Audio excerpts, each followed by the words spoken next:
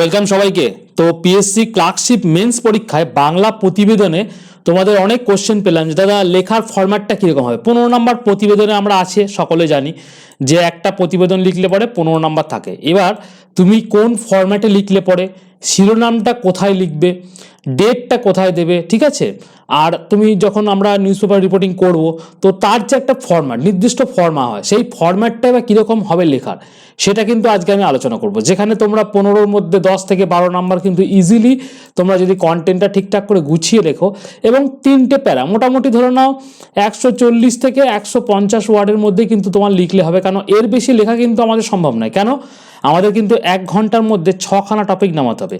আর তুমি চেষ্টা করবে বাংলায় যে 3টে টপিক আছে এবং যে ইংলিশে 3টে টপিক রয়েছে, ঠিক আছে। ইংলিশে কি কি আছে? প্রেসি আছে, রিপোর্ট আছে আর ট্রান্সলেশন আছে। আর বাংলার ক্ষেত্রে কি আছে? বাংলার ক্ষেত্রে তোমার এখানে প্রতিবেদন আছে, সারাংশ আছে, বঙ্গানুবাদ আছে। এই 6টা টপিক যেন 6টাই তুমি লিখে আসতে পারো।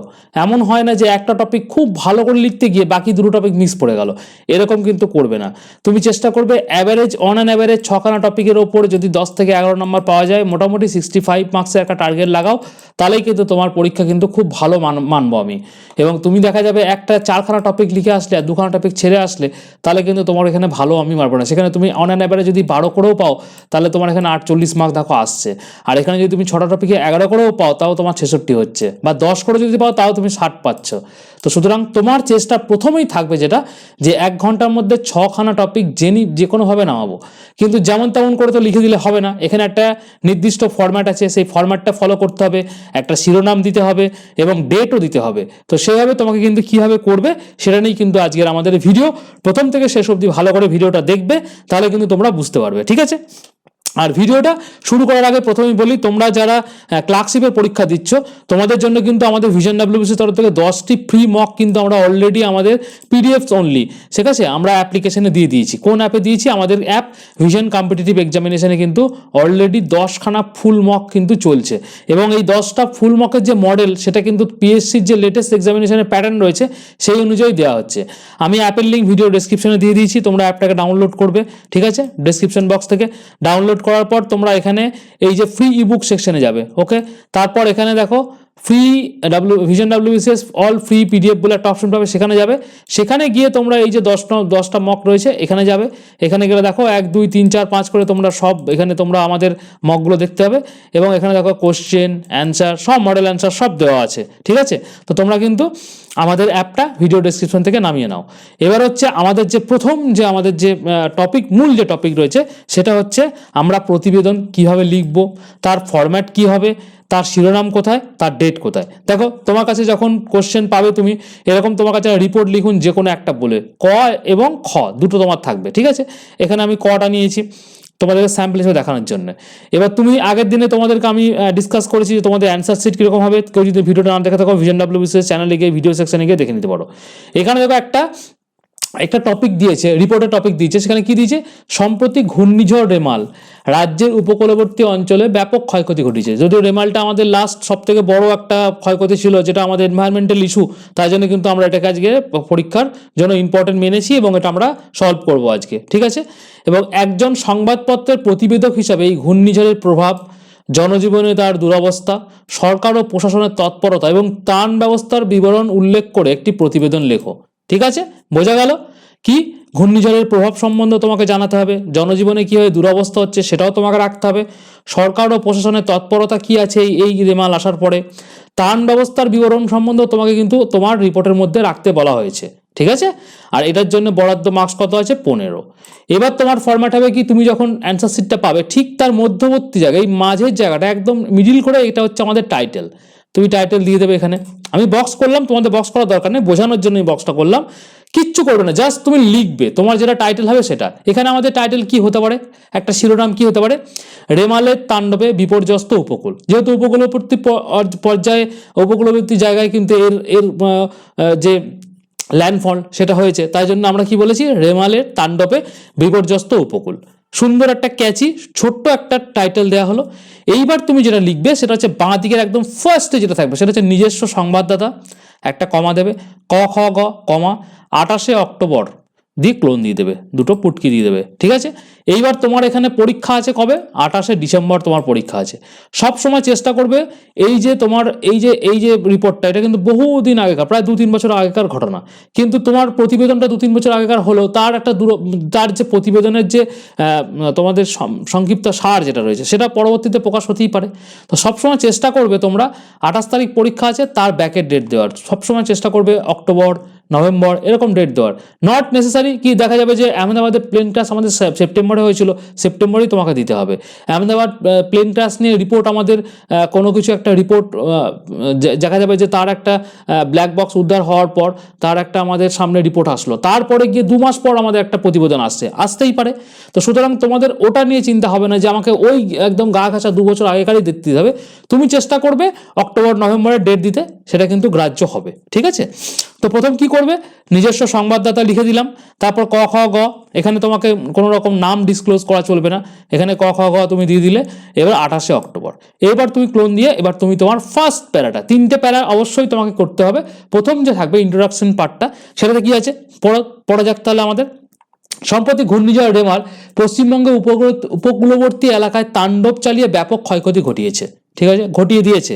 ঠিক আছে, প্রবল বৃষ্টি ও ঝোড়ো হাওয়া বহু বাড়িঘর ভেঙে পড়েছে, গাছ উপড়ে গিয়েছে, বিদ্যুৎ ও যোগাযোগ ব্যবস্থা সম্পূর্ণভাবে ভেঙে পড়েছে, নদীবাঁধ ভেঙে জল ঢুকে পড়েছে বহু গ্রামে, ফসলের মাঠ তলিয়ে গেছে বন্যার জলে।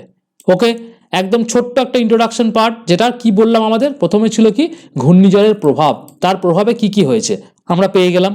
এবার জনজীবনের কি দুরবস্থা এবং সরকারের কি প্রশাসনের যে তৎপরতা এবং ত্রাণ, সেটা নিয়ে আমাদের কিন্তু লিখতে হবে। তুমি সবসময় কোশ্চেন কিন্তু পড়বে, কোশ্চেন না পড়ে কিন্তু উত্তর লিখতে হবে না। এখানে কিন্তু 3-4টে জিনিস কিন্তু জিজ্ঞেস করা হয়েছে তোমার এখানে, ঠিক আছে, সেগুলোকে কিন্তু মাথার মধ্যে রাখবে। এবার চলে আসি আমরা, কি বলেছে, স্থানীয় এক বাসিন্দা জানিয়েছে রাতভর বাতাসের গর্জন ও বৃষ্টির শব্দে মনে হচ্ছিল পৃথিবী ভেঙে যাচ্ছে। প্রশাসনের তরফে জানা হয়েছে প্রায় 1.5 লক্ষ মানুষকে আগেভাগে নিরাপদ আশ্রয়ে সরিয়ে নিয়ে যাওয়া হয়েছে। তার মানে প্রশাসনের তৎপরতা আমরা দেখতে পেয়েছি, এই যে আমাদের এখানে যে প্রশাসনের তৎপরতা সেটা নিয়ে তোমাদের বলা হয়েছিল, সেটা আমরা দেখতে পাচ্ছি। রাজ্য সরকারের নির্দেশে ত্রাণ শিবির খোলা হয়েছে বিভিন্ন জেলায়। ঠিক আছে, তৎপরতা দেখা যাচ্ছে, যেখানে দুর্গতদের জন্য খাবার, ওষুধ ও বিশুদ্ধ জলের ব্যবস্থা করা হয়েছে। তাদের ত্রাণের ব্যবস্থার যে বিবরণ সেটা সম্বন্ধে আমরা পাচ্ছি। ঠিক আছে, এখানে দেখো বিভিন্ন জায়গায় করা হয়েছে।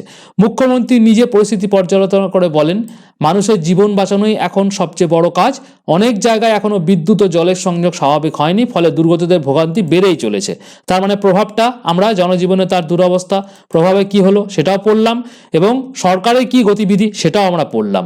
ঠিক আছে, এরপর চলে আবহাওয়া দপ্তরের বিশেষজ্ঞদের মতে এবার হচ্ছে কেন এই ঝড়টা কেন আসছে। জলবায়ু পরিবর্তনের ফলে ঘূর্ণিঝড়ের তীব্রতা ও ঘনত্ব ক্রমশই বাড়ছে। ব্যাপকতাটা কি হচ্ছে, আবহাওয়াবিদদের একটা বিশেষজ্ঞ, যেহেতু এটা একটা ন্যাচারাল ডিজাস্টার, সেই জন্য আবহাওয়াবিদদের এই ধরনের কোটেশন তুমি যখন দেবে তখন কিন্তু তোমার লেখার কিন্তু আরও একটু মান বাড়বে। তাই ভবিষ্যতে আরও শক্তিশালী পরিকাঠামো ও সচেতনতা তৈরি করা জরুরি। মানে সরকার যেটা করেছে তার থেকেও ভালো কিন্তু ভবিষ্যতে এরকম ধরনের হলে আরও সচেতনতা জরুরি আছে।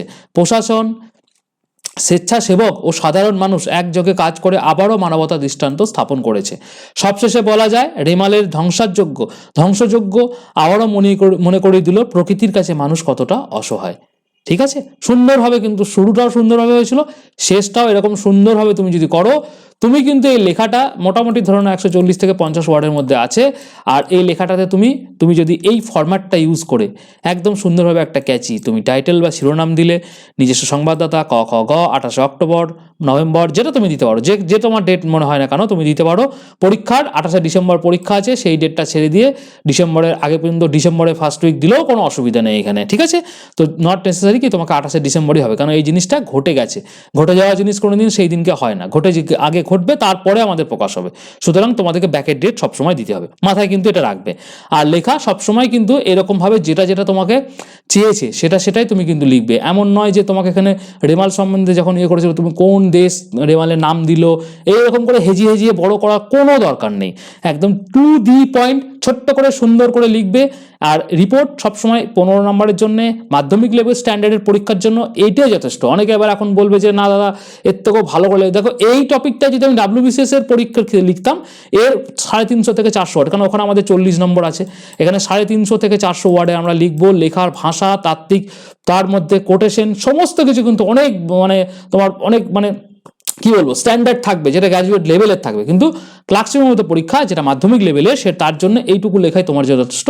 পরীক্ষার হলে 1 ঘন্টার মধ্যে 6টা টপিক তোমাকে নামানো, এটাই হচ্ছে তোমার সব থেকে ইম্পর্টেন্ট কাজ হবে। আর টপিক যদি নামাতে হয় তোমাকে দরকার এখন প্র্যাকটিস। আমরা কিন্তু ভিশন WBCS তরফ থেকে 10খানা ফ্রি ফুল মক টেস্ট নিচ্ছি, যেখানে কিন্তু তোমরা এই ধরনের টপিক, এটা আমাদের 8 নম্বর মকে কিন্তু এই টপিকটা দেওয়া আছে, মডেলও আমি তোমাদের কালকে দেবো। তো সুতরাং তোমরা এই ধরনের টপিক, এরকম ধরনের টপিকগুলো অলরেডি আমাদের 7খানা মক কমপ্লিট হয়ে গেছে, 7 দুগুণে 14, 28খানা রিপোর্ট এবং প্রতিবেদন অলরেডি আমাদের করানো হয়ে গেছে। এবং তোমাদের 7 7 14টা তোমাদের এখানে ট্রান্সলেশন, অনেক কিছু কিন্তু এই ফ্রি ইনিশিয়েটিভের মধ্যে কিন্তু করানো হয়েছে। তোমরা অ্যাপটা ডাউনলোড করে নাও, ভিডিও ডেসক্রিপশন বক্সে লিঙ্ক দেওয়া আছে, সেখান থেকে গিয়ে ডাউনলোড করে অ্যাপের যেরকম তোমাদের ইন্টারফেস আমি বলে দিলাম ভিডিওর প্রথমেই, সেইভাবে তোমরা কিন্তু করে অ্যাপটাকে ডাউনলোড করে নিয়ে তোমরা এই ফ্রি মকগুলো দাও। আর এই যে তোমাদের মডেলটা আমি দেখালাম, এইরকমভাবেই কিন্তু ফরম্যাটটা সাজিয়ে যদি একটুখানি সুন্দর করে লিখে দিয়ে আসতে পারো, হোপফুলি তোমাদের 10 থেকে 11 মার্কস কিন্তু পেয়েই যাবে এখান থেকে। ঠিক আছে, টিল দেন তোমরা যদি মনে হয় না এই টপিকটার উপর তোমরা নিজেরা কিছু লিখবে, তাহলে লিখেই কমেন্ট সেকশনে আমাকে জানাতে পারো, আমি কিন্তু দেখে দিতে পারি। Till then, thank you.